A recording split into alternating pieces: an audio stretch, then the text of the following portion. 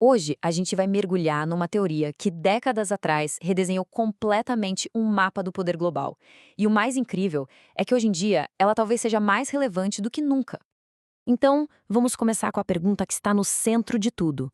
No mundo onde economias, culturas e informações estão totalmente entrelaçadas, será que poder ainda é sinônimo de exércitos e armas? A teoria que vamos explorar hoje argumenta que a resposta para isso é muito, mas muito mais complexa. E para a gente entender essa ideia, este é o nosso caminho. Vamos começar olhando para além da visão tradicional de poder. Depois, vamos entender o que era essa visão, a chamada realista. Em seguida, vamos ver o conceito de interdependência complexa, as novas formas de poder que ele revela, as regras do jogo e, no final, por que tudo isso importa tanto hoje. Vamos lá.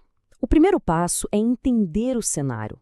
Um mundo onde dinheiro e dados se tornaram muitas vezes tão importantes quanto tanques de guerra.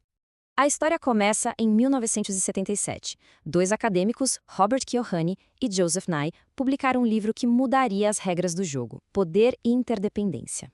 A ideia central deles era simples, mas muito poderosa. O jeito antigo de olhar para o mundo, focado só em países e poder militar, simplesmente não dava mais conta de explicar a realidade. Faltavam peças no quebra-cabeça. Para a gente entender o mapa novo que eles desenharam, primeiro a gente precisa olhar bem para o mapa antigo. Vamos ver a teoria que dominava o pensamento da época, conhecida como realismo. A visão realista, de forma bem direta, se apoia em três pilares. Primeiro, os únicos jogadores que realmente importam no tabuleiro mundial são os estados, ou seja, os países. Segundo, o objetivo número um de qualquer país é a sua segurança militar.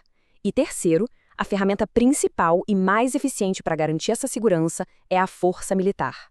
É um retrato bem claro, mas, como Kiyosaki e Nye apontaram, um retrato incompleto. E essa citação dos próprios autores revela a motivação deles. Eles não achavam que os problemas da política externa eram só erros de execução. Na verdade, eles vinham de um erro de base, de uma visão de mundo que já não conseguia mais capturar a complexidade das relações globais. E é aqui que a coisa muda. Eles propõem uma solução. O conceito de interdependência complexa, que adiciona novas camadas, novas cores, àquele mapa antigo e preto no branco do poder. Primeiro de tudo, o que eles querem dizer com interdependência? Não é só sobre estar conectado, tipo ter internet ou comércio. A palavra-chave aqui, e isso é fundamental, é custoso. A interdependência de verdade acontece quando o que um país faz gera efeitos que custam caro para o outro e vice-versa. Se não tem um custo relevante envolvido, é só uma conexão superficial. E quando a gente coloca as duas visões lado a lado, a diferença fica gritante. O realismo só enxerga estados e força militar. Já a interdependência complexa abre o foco. Ela diz que existem múltiplos canais conectando as sociedades, empresas, ONGs, pessoas. Que não existe uma lista de problemas com segurança militar sempre no topo. E o mais importante, que a força militar se torna uma ferramenta bem menos útil entre países que são muito interdependentes. Isso nos leva ao coração da análise, ao ponto em que a gente é forçado a repensar o que realmente significa ter poder no mundo de hoje. A definição de poder que todo mundo conhece é essa: a capacidade de fazer alguém fazer algo que essa pessoa não queria fazer. Simples, né? Mas Kiyosaki e Nye mostraram que, quando a interdependência entra na equação, essa ideia fica muito mais sutil e interessante. Então, aqui está a grande pergunta.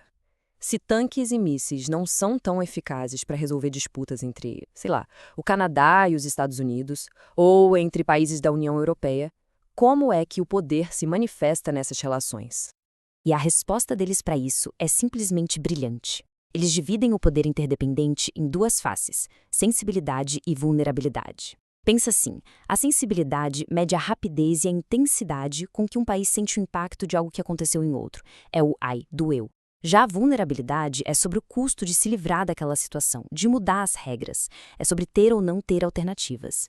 Sensibilidade é o custo de continuar no jogo como ele está. Vulnerabilidade é o custo de tentar mudar de jogo. Para isso ficar bem claro, vamos usar um exemplo. Imagina dois países. Cada um deles importa 35% do petróleo que consome. Se o preço do petróleo dispara no mercado mundial, os dois vão sentir o baque na bomba de gasolina na mesma hora. Ou seja, eles são igualmente sensíveis. Mas a história não acaba aí. Vamos supor que o país A, apesar de sentir um aumento, tem fontes de energia alternativas e baratas dentro de casa. Ele pode, com o tempo, mudar sua matriz energética e diminuir a dependência. Já o país B não tem nenhuma alternativa viável, ele está preso, percebe?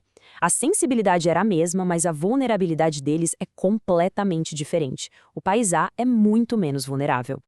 E aqui está o pulo do gato. A verdadeira fonte de poder em uma relação interdependente não vem da sensibilidade, mas sim da vulnerabilidade assimétrica. O ator que é menos vulnerável, aquele que tem mais cartas na manga, que pode arcar com os custos de mudar as regras do jogo, é quem, no final das contas, tem o poder na relação. Certo. Se o poder está na vulnerabilidade, como essas relações são gerenciadas na prática, no mundo real? Isso nos leva ao que podemos chamar de as regras do jogo. Keohane e Nye chamam essas regras de regimes internacionais. Basicamente, são os acordos, as normas e as organizações que governam áreas específicas, como o comércio global, o sistema financeiro, as leis do mar, o meio ambiente. Eles criam uma estrutura que define o que pode e o que não pode ser feito. E isso não é nada abstrato, viu? A gente está falando de coisas bem concretas. O sistema de Bretton Woods, que organizou a economia mundial por décadas. O GATT, que mais tarde se tornou a Organização Mundial do Comércio.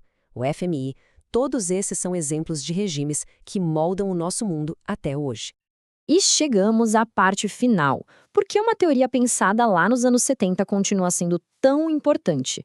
Vamos conectar os pontos com os desafios que a gente enfrenta agora. Olha só como essa linha do tempo mostra a relevância da teoria.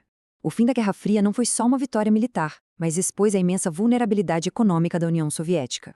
Depois, veio a internet, colocando o poder da informação e o chamado soft power no centro de tudo.